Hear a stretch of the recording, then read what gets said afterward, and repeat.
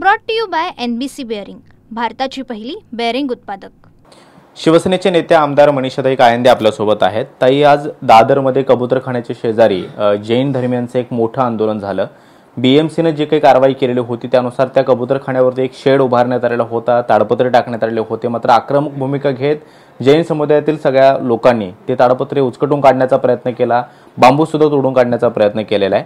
पहिले तर तुम्ही या सगळ्या आक्रमक आंदोलनाकडे कसं पाहताय? या अशा पद्धतीचं आंदोलन करणं म्हणजे सगळ्यात पहिले म्हणजे कोर्टाच्या निर्णयाचं अवमान केलेलं आहे।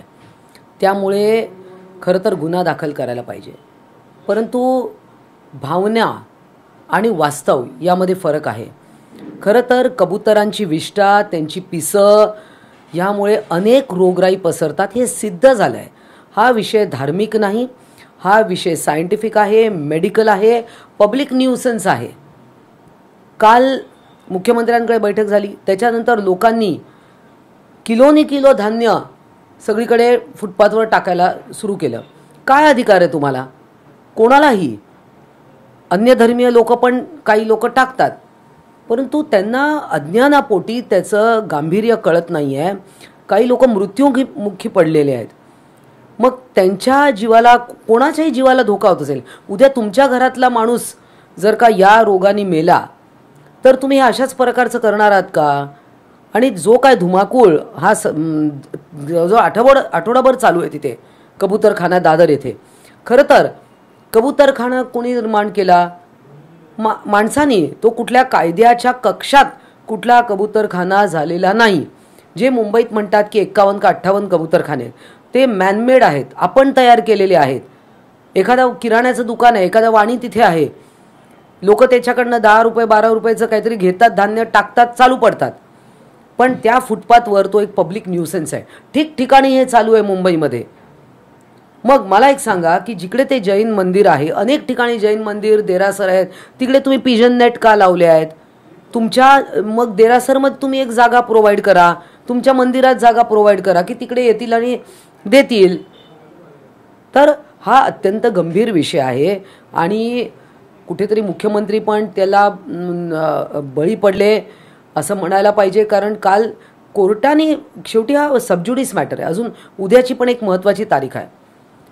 त्यामुळे मला असं वाटतं की हा असा उद्रेक आणि हे ज्या पद्धतीने घेऊन आले लोक, सगळं त्यांनी पाड्यापाडी सुरू केली, कायदा सुव्यवस्था बिघडवली, ट्रॅफिक जॅम केला, याला कोण जबाबदार आहे?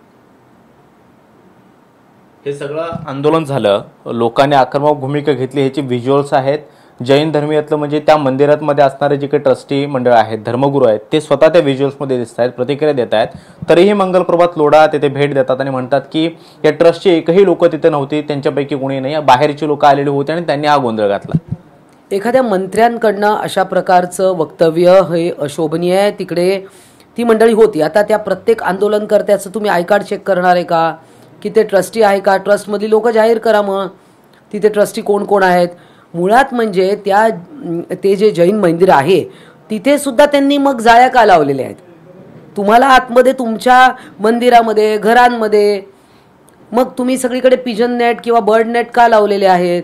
कारण घरात यायला नको, कारण ते उपद्रव करतात। आणि असं आणि मंगलप्रभात लोढांनी हा कमिशनरला बोलले, मग ते परत मुख्यमंत्र्यांपर्यंत विषय गेला। म्हणजे एक प्रकारे तुम्ही कोर्टाचा अवमान करायला लावलेला आहात। आणि हा मी परत सांगते, हा विषय धार्मिक नसून हा अत्यंत मेडिकल आणि सायंटिफिक आहे। हायकोर्टामध्ये जेव्हा हे प्रकरण होतं आणि हायकोर्टाने जेव्हा वस्तुस्थिती समजावून घेतली, अनेक डॉक्टरांचे जे तज्ज्ञ डॉक्टर आहेत त्यांचा अहवाल मागवलेला होता आणि श्वसनाचे आजार किंवा अस्थमॅटिक जे पेशंट आहेत त्यांना कितपत हे धोकादायक ठरू शकतं याचा अहवाल प्राप्त झाल्यानंतर कोर्टाने त्याच्यावरती कबूतरखाने बंद करण्याचे निर्देश दिलेले होते। त्यानंतर मुख्यमंत्र्यांसोबत काल एक महत्त्वपूर्ण बैठक होती आणि आता लगेचच राज्य सरकार त्याबाबतीत सकारात्मक होतं। उद्या कदाचित मुंबई महानगरपालिका त्यामध्ये पॉझिटिव्ह रिप्लाय फाईल करेल आणि पर्यायी व्यवस्थेची जो काही तरतूद आहे ती करण्याची धडपड सुरू करेल। निर्णय बदलावा लागला ह्या धार्मिक सगळ्या आठवडाभरामध्ये जे काही रणकंदन झालं त्यामुळे? नाही, हे मुख्यमंत्र्यांना त्यांनी धर्मसंकटात टाकलं, त्यांनी प्रेशराईज केलं, आम्ही मतदान करणार नाही। बरं, असं म्हटलं तर आता किती लोक कबुतरांना दाणे घालतायत? तुम्ही सगळ्या मुंबईतल्या 140 कोटी जनतेला तुम्ही वेठीस धरताय? मग तुमच्या गॅलऱ्यांमध्ये पिजन नेट काढून टाका, बर्ड नेट काढून टाका, येऊ द्या त्यांना तुमच्या घरामध्ये, घराच्या गॅलरीत टाका. आणि बघा, मुळात म्हणजे तो पक्षी आहे, त्याला पंख दिलेत निसर्गाने, तो त्याचं अन्न जाऊन शोधू शकतो. आणि हे जे लोक बोलतायत ते खोटं आहे. कबूतर केवळ दाण्यांवर जगत नाही, धान्यांवर जगत नाही, तर ते कीटक खातात, गांडूळ खातात, इतरही त्यांचं भक्ष्य आहे. आणि तुम्ही सवय लावता. आता ते कबूतर तिथून का जात नाही आहे? कारण त्यांना सवय लागली तिथे यायची. तुम्ही पूर्ण 10 दिवस बंद करा, ते जातील दुसरीकडे. मुंबईच्या आसपास बरीच ठिकाणी आहेत, ते जातील. किंवा तुम्हाला करायचं असेल तर तुमच्या गॅलरीमध्ये करा, टेरेसवर करा, बिल्डिंगच्या. पब्लिक प्लेसमध्ये तुम्ही हा न्यूसेन्स क्रिएट करताय, हे कुठल्या अधिकारात तुम्ही करताय? त्यांचा जो आक्रमकपणा आंदोलनाच्या वेळेला पाहिला, म्हणजे जैन धर्मीय लोक अत्यंत संयमी म्हणून ओळखले जातात, मात्र आता एक्सा ब्लेड त्याचबरोबर चाकूसारखी गोष्टी घेऊन ते दोरी कापताना आम्ही महिला पाहिल्या, त्याचबरोबर काही त्यांची लोक सुद्धा पाहिलेली आहेत. व्हिज्युअल्समध्ये ते स्पष्ट दिसतंय. तरी सुद्धा कारवाईची गरज नाहीये, एवढी मोठी काय कायदा सुव्यवस्था प्रश्न निर्माण झाला नाही, असं स्पष्टीकरण मंगलप्रभात लोढा यांनी दिलं. या सगळ्या प्रकरणामध्ये कारवाई होणं अपेक्षित आहे का? जर असं झालं नाही तर पोलीस कारवाई योग्य त्या लोकांवरती सिलेक्टिव्हपणा करतात असाही आरोप केला जातोय. मंगल प्रभात लोढा यांनी माफी देखील मागितली. मी एका चॅनेलवर बघितलं की हे सगळं झालं आणि मी त्याच्याबद्दल दिलगिरी व्यक्त करतो असं त्यांचं वाक्य आहे. एका चॅनेलवर मी ऐकलं. मग त्यांनी ती दिलगिरी का व्यक्त केली? बघा, याच्यामध्ये हा असा प्रश्न जो झाला आहे कायदा आणि सुव्यवस्था, याच्या मंत्री महोदयांनी जबाबदारपणे वक्तव्य करायला पाहिजे. आता मला सांगा, तुम्हाला काय शस्त्रच हातात घेतली पाहिजे का? कोणी काय खायचं, कोणी काय नाही खायचं? आपण नागांना दूध बंद केलं. का बंद केलं? कारण ते त्याचं खाद्य नाही आहे. मग 4 ठिकाणी काही लोक कुत्र्यांना खायला घालतात, बरोबर? मग तिथे तुम्ही का आरडाओरडा करता? कारण तो कुत्रा नंतर चावतो. मग जसा तुम्हाला इतर प्राण्यांचा काही न्यूसेन्स होतो, तसा हा देखील एक न्यूसेन्स आहे, हा उपद्रव आहे. हे तुम्ही पहिले मान्य केलं पाहिजे. कोर्टाने ते मान्य केलेलं आहे. परंतु प्रत्येक कोर्टाचा निर्णय तुम्ही असा पायदळी तुडवलात तर मग ठरवावं, मग कोर्ट हवी कशाला? पोटबॅग सांभाळण्यासाठी हे होतंय असं तुम्ही म्हणताय की कदाचित त्या सगळ्या लोकांच्या भावना दुखावू नयेत किंवा धार्मिक भावना ज्या आहेत त्या दुखावल्या जाऊ नयेत म्हणून हा निर्णय घेतला जातोय. पण यानं जे काही मानवी नुकसान होतंय किंवा लोकांच्या आरोग्याचा धोका जो निर्माण होतोय त्याचं काय नेमकं येत्या काळात कशापरची भूमिका असली पाहिजे? नाही, मग आता ह्या सगळे जे ज्यांच्या घरी कोण कोण या रोगामुळे ग्रस्त आहेत, वारले आहेत, अस्थमा झाला आहे, लंग फायब्रोसिस झालेला आहे, हायपर सेन्सिटिव्ह निमोनियाटिस झाला आहे, त्यांनी आता येऊन रस्त्यांनी पेशंट लोकांनी मोर्चा काढावा असं यांचं म्हणणं आहे का? आणि तुम्हाला दादर कबूतरखानाच का? तुम्ही मोकळ्या ठिकाणी करा ना कुठेतरी पर्यायी व्यवस्था तुमच्या.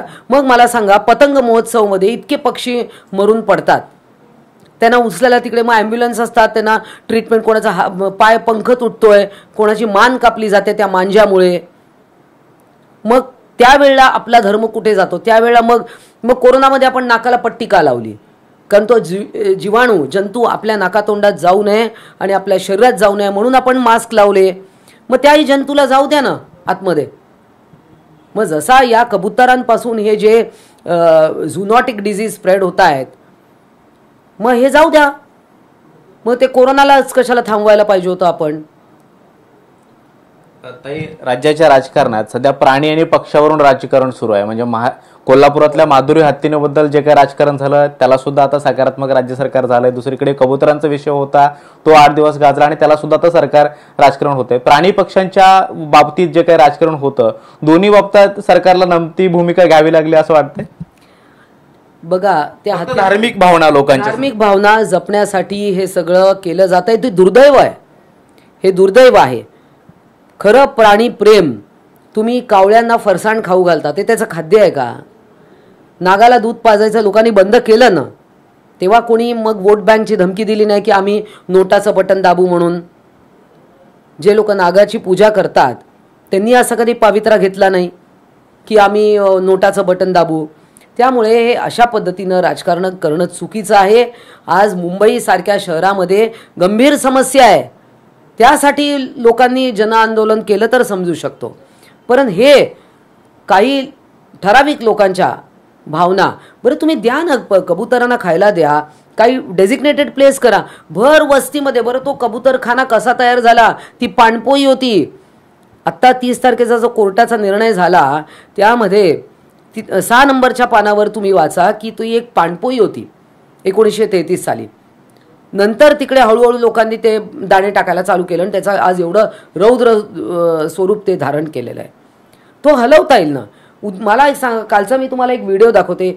एक कालचा निर्णय झाल्यानंतर मुख्यमंत्र्यांनी जे थोडी सूट दिल्यासारखं केलं त्याच्यानंतर एका माणसाने 5 किलो 6 किलो गहू धान्य त्यांनी फुटपाथवर ओतलं. कोणाचा फुटपाथ आहे? म्हणजे लोकांनी चालायचं नाही. आज फुटपाथवरची एन्क्रोचमेंट ह्या सगळा न्यूसेन्स फुटपाथवर होतोय. तर हे सगळं थांबलं पाहिजे. मुख्यमंत्री महोदयांनी मी हात जोडून विनंती करते की याच्यामध्ये सुवर्णमध्य काढला पाहिजे. ज्यांना कोणाला प्राण्यांना प्रेम दाखवाय मग सगळ्याच प्राण्यांना दाखवा. बरं, प्राणी प्रेम आणि दयाभाव दाखवण्यासाठी इतर अनेक मार्ग आहे, त्याचा अवलंब करा.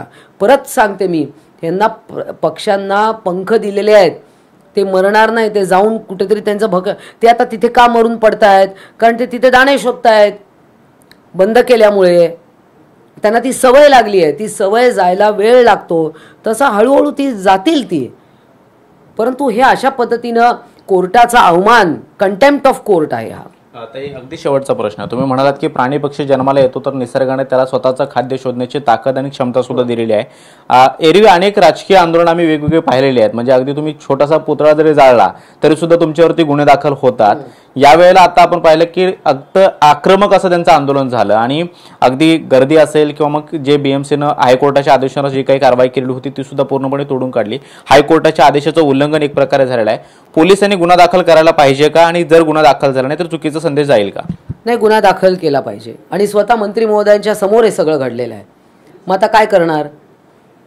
कारण अशा पद्धतीनं तुम्ही प्रशासनाला आणि सगळ्यांना वेठीस धरताय.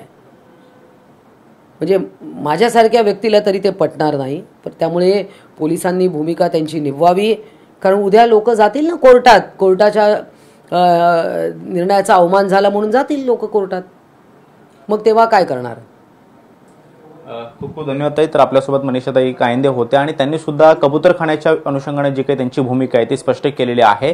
जे आंदोलन झालं ते चुकीचं होतं. लोक कायदा हातात घेऊ शकत नाहीत. त्यामुळे जे आंदोलन झालं त्यानुसार गुन्हा दाखल व्हायला हवा. मात्र या सगळ्या प्रकाराकडे धार्मिक भावनेच्या आधारे न बघता वैज्ञानिक दृष्टिकोनाच्या आधारावरून बघायला हवा आणि त्यानंतर योग्य तो सुवर्णमध्य काढायला हवा अशाची भूमिका सुद्धा त्यांनी मांडलेली आहे. त्यामुळे उद्याच्या हायकोर्टाच्या सुनावणीत मुंबई महानगरपालिका आणि राज्य सरकारची काय भूमिका असते आणि नेमकं मुंबईतल्या या सगळ्या कबूतरखान्यांचं काय होणार हे स्पष्ट होण्याची शक्यता आहे. कॅमेरामन गणेश रहाटे सोबत मी Krishna Sonarwadkar, TV9 Marathi, Mumbai. Brought to you by NBC bearing, भारताची पहिली बेअरिंग उत्पादक.